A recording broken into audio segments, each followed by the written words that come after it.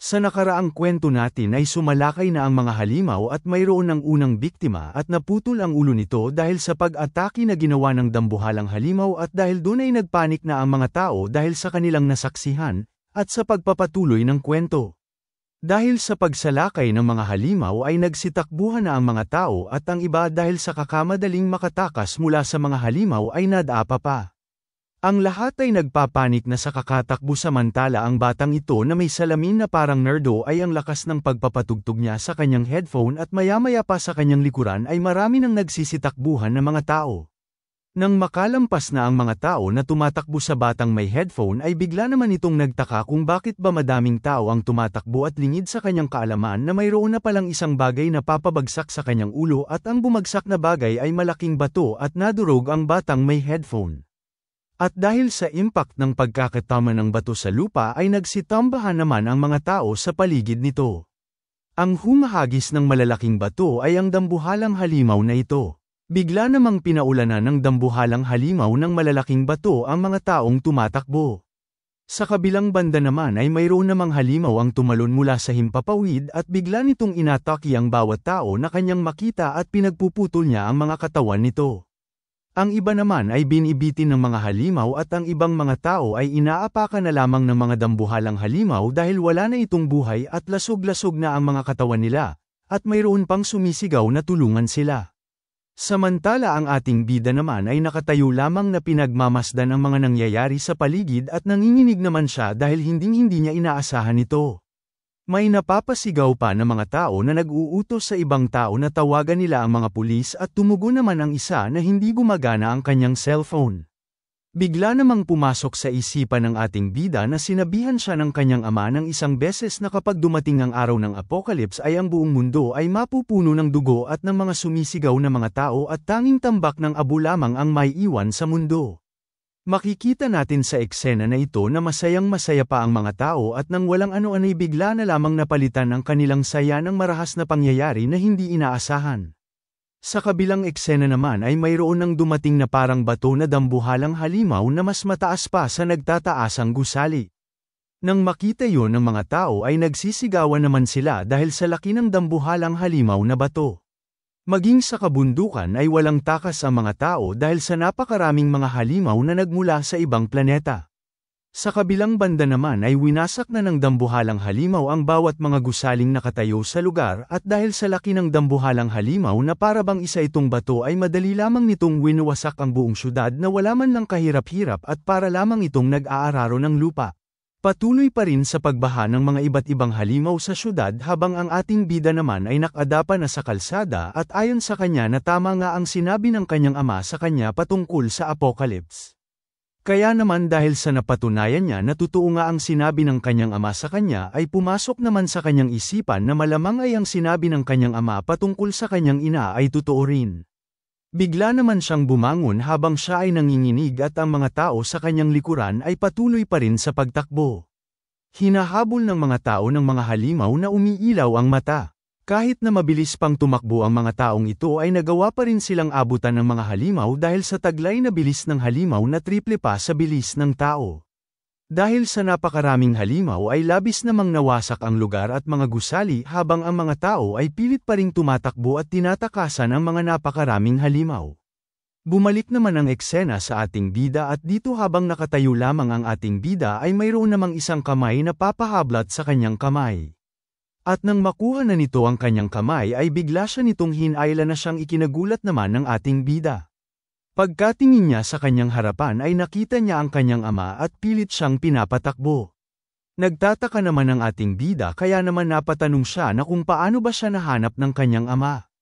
Samantala ang mga tao naman ay hinahabol pa rin sila ng mga halimaw at biglang sumigaw ang kanyang ama na huwag siyang titigil sa pagtakbo. At nang lumingon ng ating bida sa kanyang likuran ay nakita niya naman ang isang lalaki na malapit ng abutan ng mga halimaw na humahabol sa kanila at dahil sa bilis ng mga halimaw ay nagawa na nga nilang maabyutin ng lalaki na tinitingnan ng ating bida at nilamon na nga siya ng napakaraming halimaw kaya ito napasigaw ng malakas. At nang makita yun ng ating bida ay labis naman siyang natakot at hingal na siya sa kakatakbo habang ang kanyang ama naman ay mas binilisan nitong tumakbo at nang makita yun ng ating bida ay nagulat naman siya. Tinignan lang pala ng kanyang ama kung saan sila dadaan at nang makita ng kanyang ama na marami rin palang mga halimaw sa kanilang dadaanan sana ay bigla siyang naglihis ng landas habang sinasabihan niya ang ating bida na dito banda sila dumaan. Sumunod naman kaagad ang ating bida sa iminungkahi ng kanyang ama sa kanya. Sa kanilang piniling daan ay salungat naman ang takbo ng mga tao dahil sila ay papasulong sa mga taong nagsisiktakbuhan pabalik. Mas pinili ng kanyang ama na dumaan sa tulay na nawasak kumpara sa makipagsiksikan sa mga napakaraming taong nagsisigawan at nagpapanik. Marami na rin ang sugatan ng mga tao at nagkalat ang dugo sa paligid habang may napapasigaw pa na humihingi ng tulong. Tuloy-tuloy lamang sa pagtakbo ang ating bida habang nakikita niyang hinuhuli ng dambuhalang halimaw ang mga tao at nakita niya rin na tinusok sa tiyan ang taong ito, ang ibang tao naman ay sinisip-sip ng halimaw ang kanilang ulo. Nang makita yun ng ating bida ay mas binilisan niya pa ang kanyang pagtakbo, samantala ang babaeng ito naman ay biglang natigilan dahil nasa kanyang harapan na ang napakaraming mga halimaw. Dahil sa napakaraming halimaw ay bigla silang bumalik kung saan ang mahabang tulay. Nakarating na nga ang mag-ama sa mahabang tulay at kasalukuyan nila itong binabaybay. Pagkalingon ng ating bida sa kanyang likuran ay nakita niya na pinupunterya ng mga halimaw ang kanilang kasalukuyang lokasyon at ang bawat madaanan ng mga halimaw na mga tao ay nilalamon nila ito at napapasigaw na lamang ang mga tao. Sinabi naman kaagad ng ating bida sa kanyang ama na maaabutan na sila sa ganitong estado. Nang marinig yun ng kanyang ama ng kanyang sinabi ay sinabihan naman siya ng kanyang ama na tumahimik siya at tumakbo lamang siya at dagdag niya pa na ito na lamang ang tanging daan upang makatakas sa syudad. Ang tulay na kanilang kasalukuyang dinadaanan ay napakahaba nito ngunit nandito na ang mga halimaw sa tulay at ang bawat madaanan nito kahit pa na mga sasakyan ay nilalamon ng mga halimaw. Nang makita yun ng ating bida ay mas binilisan niya pang tumakbo ngunit sa kanyang pagtakbo ay palagi naman siyang lumilingon at bigla niyang sinabi sa kanyang ama na nasa likuran na nila ang mga napakaraming halimaw. Maya-maya pa ay bigla na lamang tumigil ang ating bida sa pagtakbo dahil mayroong isang halimaw ang humawak sa kanyang binti at mas hinigpitan pa ng halimaw ang pagkakahawak niya sa binti ng ating bida kaya naman dahil doon ay labis namang nasaktan ang ating bida. Pilit namang inaalis ng ating bida ang pagkakahawak ng halimaw sa kanyang paa dahil sa isip-isip niya na kung hindi niya ito magagawang makuha ay natitiyak niya na katapusan niya na. Kumuha naman ng malaking bato ang kanyang ama at bigla niyang pinutol ang galami ng halimaw na nakapulupot sa paa ng ating bida. Dahil sa pinsala na natamo ng halimaw ay bigla naman itong napasigaw at nahulog ito sa tulay. Labis namang ininda ng ating bida ang pinsala na kanyang natamo mula sa pagkakapulupot ng halimaw sa kanyang paa at napapamura na lang ito dahil sa sakit habang ang kanyang ama naman ay seryoso siyang tinitignan. Hindi niya naman magawang may galaw ang kanyang paa at maya-maya pa ay naramdaman nilang dalawa na yumayanig ang paligid dahil malapit na ang mga halimaw sa kanilang lokasyon.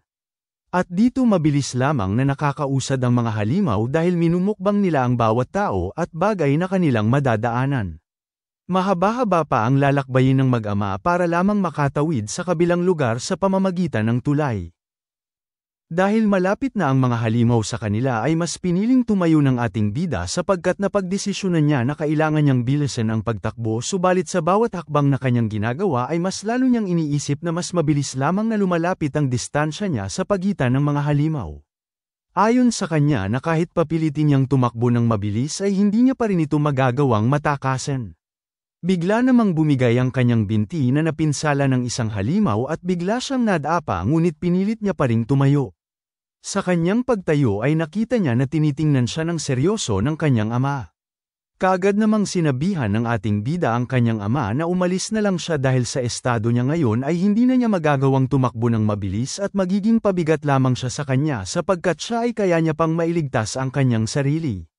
Naisip naman ng ating bida mula noong bata pa siya na lagi siyang ikinukulong ng kanyang ama at palagi siya nitong iniiwan dahil ikinukulong niya ito at hanggang sa lumaki na siya ay ganun pa rin, palagi pa rin siyang iniiwan ng kanyang ama sa kwarto na may kandado.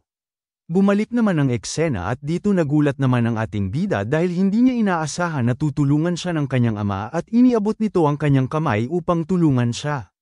Dahil sa hindi makapaniwala ang ating bida ay bigla naman siyang tinanong na kanyang ama na kung bakit hindi pa ba siya tumatayo. Dahil sa gulat ng ating bida ay bigla niya namang sinigawan ang kanyang ama na siya ang dapat magtanong niyan sa kanya kung bakit hindi pa siya tumatakbo. dahil sinabihan niya na ito na kahit pa natumakbo siya ay hindi pa rin niya magagawang makalayo at hindi na siya pinatapos magsalita ng kanyang ama at bigla nitong sinabi na makakaligtas siya dahil mayroon siyang plano. Hindi naman makapaniwala ang ating bida sa kanyang narinig at sinabi niya sa kanyang ama na walang paraan daw na mayroon nitong plano kaya naman tiningnan niya ang kanyang ama at nakita niya na mayroon nitong seryosong mukha na tila ba ay hindi nito magagawang magsinungaling at naalala niya naman ang natatakot na naiiyak na itsura ng kanyang ama bago pa man sila nahantong sa sitwasyon na ito. Hinawakan niya naman ang kamay ng kanyang ama at hinawakan rin siya ng kanyang ama ng mahigpit at bigla siya nitong hinayla patungo sa likod at sinabihan siya ng kanyang ama na tumakbo na siya at nang marinig yun ng ating bida ay lumingon naman siya sa kanyang ama sabay sabi niya na teka lang sapagkat hindi niya pa nasasabi kung ano ang kanyang plano. May napansin naman siya sa kanyang palad at nang tiningnan niya ito ay isa itong piraso ng papel. Habang tuloy-tuloy ang pagtakbo ng ating bida papalayo sa kanyang ama ay sinabihan naman siya ng kanyang ama na wala na silang oras kaya naman iminungkahi niya sa kanyang anak na tumakas siya sa pamamagitan ng tulay.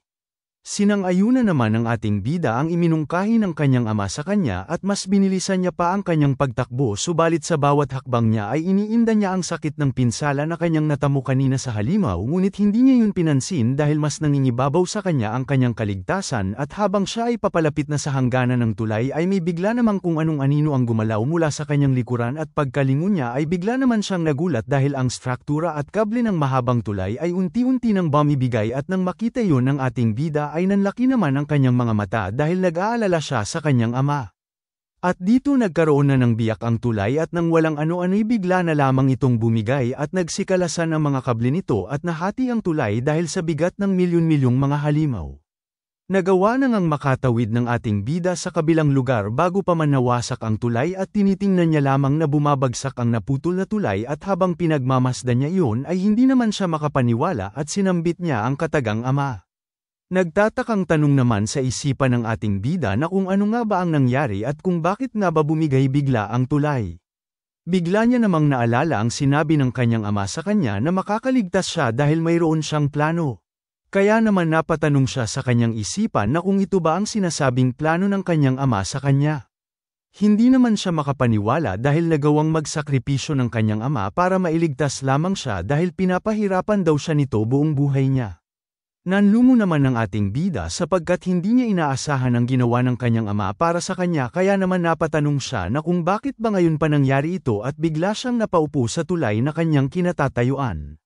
Sa isip-isip niya na nakaligtas nga siya subalit hindi niya naman alam ang kanyang gagawin ngayon dahil wala na siyang rason para makaligtas dahil ang kanyang inaasam-asam na pangarap sa ibabaw ng lupang ito ay bigla na lamang nawala na parang bula. Ang kanyang pangarap ay isang mapayapang pamumuhay, magagandang tanawin sa ibabaw ng lupa at ang pinakahuli ay ang kanyang tanging layunin sa ibabaw ng lupang ito ay ang mahanap ang kanyang ina subalit naiisip niya na patay na nga ito dahil sinabi ng kanyang ama na akala niya ay hindi totoo subalit nagkatotoo ang patungkol sa Apocalypse kaya naman napagtanto niya na baka totoo din ang sinabi ng kanyang ama patungkol sa pagtalon ng kanyang ina sa tulay upang magpakamatay dahil sa papalapit na Apocalypse.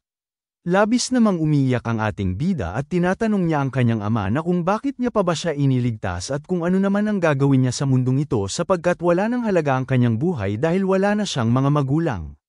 Kaya naman napatanong siya sa kanyang ama na kung ano nga ba ang kanyang gagawin sa malaimpyernong mundong ito. Bigla niya namang naalala ang ibinigay na kapirasong papel ng kanyang ama sa kanya. Unti-unti niya namang binubuksan ang kanyang palad upang makita kung ano nga ba ang nakalagay sa kapirasong papel na ibinigay sa kanya ng kanyang ama. Habang unti-unti niyang binubuksan ang nakasulat dito ngunit sa hindi inaasahang pagkakataon ay bigla naman siyang natigilan dahil mayroong isang kamay ng halimaw ang bigla na lamang lumitaw sa kanyang harapan at nang walang ano-ano'y nakita niya ang isang halimaw na papaakyat na sa tulay at dahil doon ay hindi niya nagawang makita kung ano ang nakasulat sa papel. Bigla naman siyang nagmadaling tumakas ngunit wala na siyang mapupuntahan pa at nang makaakyat na nga ang halimaw sa itaas ng tulay ay wala na siyang magagawa pa kundi ay ang tumalon sa ilalim ng tulay at bigla nga siyang tumalon sa ilalim ng tulay dahil inatake siya ng dambuhalang halimaw. Dahil sa may kataasan ng tulay ay bahagyang napinsala naman ang ating bida at gumulong-gulong ito sa lupa na kanyang binagsakan at gumulong-gulong rin ang halimaw sa lupa dahil sa pagtalon nito. Pinilit namang bumangon ang ating bida kahit na iniinda niya pa rin ang pinsala na kanyang natamo sa kanyang binti, kaya naman hindi na siya makakatayo pa at ayon sa kanya na ang kanyang lakas ay nasa limitasyon na. Tiningnan niya naman ang papabangon ng dambuhalang halimaw at ayon sa kanyang isipan na walang paraan upang magawa niyang matakasan ang halimaw na ito. Pumasok naman sa kanyang isipan na malamang ay mamamatay na siya sa ganitong estado niya dahil hindi man lang siya makatayo. Subalit naisip niya na wala nang natitira sa kanya kundi ay ang papel na ibinigay sa kanya ng kanyang ama, kaya naman napagdesisyonan niya na babasahin niya ito at pagkabukas niya ng papel na may sulat ay tumulo naman kaagad ang kanyang luha sa papel at labis ang kanyang pag-iyak dahil sa nabasa niya sa papel. Habang nanginginig ang kanyang kamay, ang nakasulat naman sa papel na nagpaiyak sa kanya na ang kanyang ina ay buhay pa. Hindi naman siya makapaniwala kaya naman tinanong niya ang kanyang ama na kung bakit ba sinasabihan niya siya ng ganito sa ganitong sitwasyon. Nasa harapan na ng ating bida ang dambuhalang halimaw na mayroon pang mga matatalim sa likuran nito. Dahil sa nabasa ng ating bida ay nagkaroon siya ng bagong pag-asa kaya naman pinilit niyang makatayo kahit pa na nasa limitasyon na siya. Habang tumutulo ang kanyang luha ay napagdesisyonan niya naman na gusto niyang mabuhay at hinding-hindi siya susuko at gagawin niya ang lahat ng kanyang makakaya upang mabuhay para lamang mahanap ang kanyang ina. Subalit nakita niya naman sa kanyang harapan ang dambuhalang halimaw at pumasok sa kanyang isipan na parang hindi posible ang kanyang kagustuhan dahil sa halimaw na nasa kanyang harapan. Naalala niya naman ang sinabi ng kanyang ama sa kanya na kapag dumating na ang oras ng apocalypse ay ang lahat ng tao ay hindi magagawang makaligtas sapagkat wala silang kaalaman at kapangyarihan para makaligtas ng mag-isa. Takot naman ang ating bida dahil nagsimula ng sumugod ang halimaw sa kanya at naalala niya na naman ang sinabi ng kanyang ama na kahit pa na makaligtas ang mga tao ay hindi pa rin nila magagawang makaligtas sa panganib araw-araw at paulit-ulit na nangyayari. Labis naman ang takot ng ating bida dahil sa papa-atake na ang dambuhalang halimaw sa kanya, kaya naman sinigaw niya na patanong sa kanyang ama na paano siya makakaligtas kung lahat ng kanyang sinabi ay totoo at ang ibig sabihin lamang nito ay wala siyang magagawa at tanggapin niya na lamang ang kanyang kamatayan habang ang kamao ng dambuhalang halimaw ay papalapit na sa kanya at nang malapit na nga ang kamao ng dambuhalang halimaw sa kanyang mukha ay bigla namang nakarinig siya ng bulong mula sa kanyang ama na nagtatanong na kung nakalimutan niya na ba ang lahat ng itinuro niya sa kanya. Nang marinig yun ng ating bida ay bigla namang pumasok sa kanyang isipan ang lahat ng itinuro sa kanya ng kanyang ama at dahil doon ay nabuhayan naman ng pag-asa ang ating bida. Bigla naman siyang umatras mula sa kamao ng dambuhalang halimaw at nagawa niya naman itong maiwasan dahil sa nabuhayan siya ng dugo.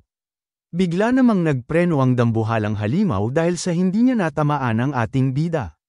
Dahil sa pagpreno ng dambuhalang halimaw ay napuno naman ng alikabok ang paligid at labis namang hingal na hingal ang ating bida dahil sa kanyang ginawang pag-iwas kahit na nasa limitasyon na siya. Nang tumigil na nga ang halimaw ay bigla naman itong lumingon sa kanya at parang galit na galit ito sa kanya at nang makita yun ng ating bida ay nanginginig naman siya dahil sa takot niya sa halimaw. Pumasok naman sa kanyang isipan ang sinabi ng kanyang ama na siya daw ay kakaiba kumpara sa ordinaryong tao.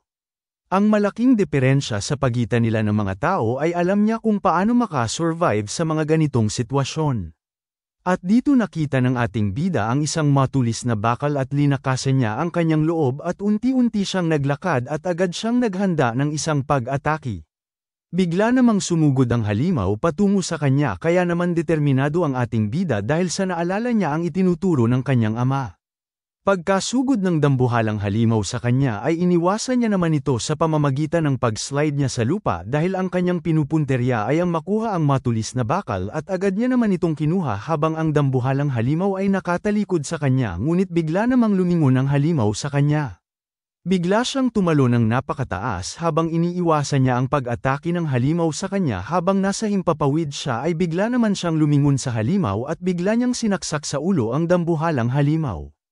Habang sinasaksak niya ang dambuhalang halimaw ay inaalala niya naman ang sinabi ng kanyang ama sa kanya na magpahanggang sa ngayon ay ang kanyang natutunan na kaalaman patungkol sa paano makaligtas ay dapat gamitin niya ang lahat ng ito para makaligtas sa apocalypse. Makalipas ang ilang araw ay malaki na ang pinsala na nagawa ng halimaw sa syudad at halos wasak na ang lahat ng gusali sa syudad at may mga halimaw pa na iilan na gumagala sa lugar. Sa isang gusali naman ay mayroong mga tao na namamalagi at parang gutom na ang mga ito dahil matatamlay silang tignan. Sinabi ng isang lalaki na 4 na araw na ang nakakalipas subalit wala pa ring ginagawa ang mga pulis. Sinabi naman ng isang matanda na maswerte na sila dahil nagagawa nilang makapagtago dito ngunit ngayon ay nagsisimula na silang maubusan ng supply pagkain kaya naman wala na silang magagawa kundi ay ang lumabas dito upang maghanap ng pagkain. Tiningnan naman ng may berdeng damit ang kanyang katabi at sinabi niya na parang wala siyang ganang magsalita. Nagsalita naman ulit ang may berdeng damit na kung maghihintay lamang sila dito ay baka may dumating na mga pulis para tulungan sila subalit may bigla namang tumawag sa lalaking ito. Bigla namang napatanong ang may berdeng jacket na kung ano ba ang kailangan niya. Iminungkahi naman ng isang lalaki sa kanya na tigilan niya ang kakasalita niya ng kung anong bagay dahil tinatakot niya lamang ang ibang mga tao na nandito. Nagtatakang tanong naman sa kanya ng nakaberdeng jacket na kung bakit ba dahil hindi naman siya nagsasalita ng malakas. Parang nadismaya naman ang lalaking ito at bigla niyang sinabi sa isa na hindi yan ang kanyang ibig na sabihin. Bigla naman siyang tumalikod sa lalaking berde ang jacket at ang kasama nito ay putol ang kamay at sabay sabi niya pa na hindi na niya papansinin yun dahil kapag nagpatuloy pa ito ay baka masiraan na siya ng ulo. Napansin naman siya ng isang babae kaya naman bigla niyang tinawag ang lalaki. Tinanong ng lalaki ang babaeng estudyante na kung nagawa niya na bang masuri ang lugar doon. Tugon naman ng babaeng estudyante na nagawa niya ng masuri ang lugar doon subalit wala silang mahanap na kahit anong pagkain. Sinabi ng lalaki sa kanya na kailangan nilang maghanap kahit papaano ng pagkain kung gusto pa nilang manatili sa lugar na ito. Iminungkahi naman ng babae sa kanya na sa banda doon ay hindi pa niya nagawang masuri kaya naman pupuntahan niya ang lugar na yun para suriin at iminungkahi niya na huwag silang susuko kaagad. Pinasalamatan naman siya ng lalaki at nang marinig ng babae ang pasasalamat ng lalaki ay bigla naman siyang nagulat. Ipinaliwanag ng lalaki sa kanya na ang lahat ng tao dito ay pagod na at medyo gutom na dahil sa kakabantay nila sa kanilang mga sarili laban sa mga halimaw kaya naman walang may gustong tumulong. Dagdag pa ng lalaki na sapagkat siya lamang ang tanging nagboluntaryong tumulong at pinuri niya naman ang batang babae dahil sa mahusay daw na bata ito. Umiling-iling naman ang babae pagkarinig niya ng papuri ng lalaki sa kanya at sinabi niya na hindi naman sapagkat hindi siya mahusay na isang estudyante. Masayang sinabi ng lalaki sa kanya na manatili silang mayroong pag-asa at subukan nilang tulungan na makaalis ang lahat ng mga tao dito na buhay sabay alis niya at wala namang naging tugon ang babae. Maya-maya pa makalipas ang ilang sandali ay sa pagsusuri ng babae ay nakita niya ang 2 tao kaya naman tinanong niya ito na kung mayroon ba silang nahanap na kahit anong pagkain sa lugar na ito. Nagtingin na naman ang semikalbo at ang kanyang kasama na pula ang buhok at biglang kinuha ng pula ang buhok ang isang supot ng pagkain sabay pakitin niya nito sa babae at sinabi niya na nakakita sila ng pagkain sa pagitan ng mga tumpok ng mga debris kanina. Manghang-mangha naman ang babae dahil nakakita ang mga ito ng pagkain.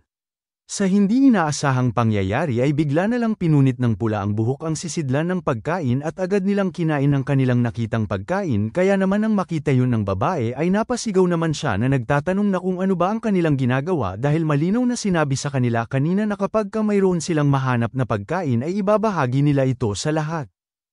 Hanggang dito na lang muna mga bossing. Kung gusto mong subaybayan ang kwentong ito, mag-like, comment, at subscribe at i-hit mo na rin ang notification bell para ikaw ang unang makapanood pag may bago tayong upload. Kita-kits sa susunod mga boss!